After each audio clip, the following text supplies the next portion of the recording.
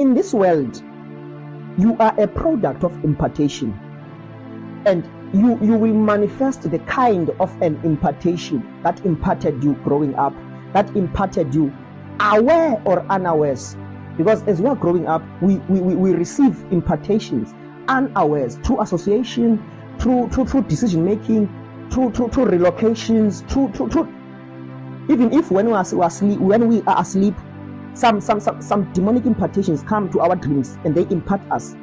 When we wake up, even believers, we can. I know some believers have experienced this, where an angel came to your dreams and that angel imparted you wisdom. Look at Solomon; he was imparted by an angel in a dream.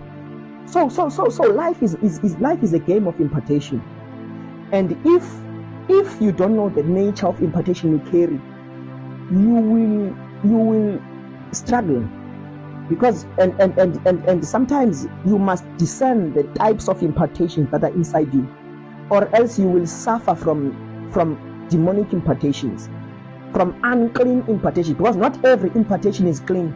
Some impartations are demonically orchestrated against your progress, are demonically orchestrated against your advancement.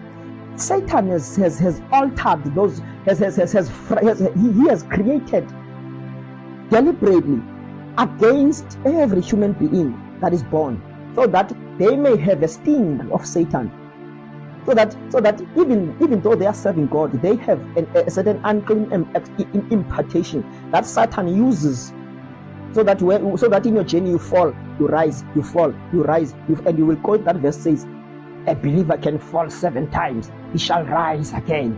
You will quote that verse till you die, and you will die in your sins just because of an unclean impartation.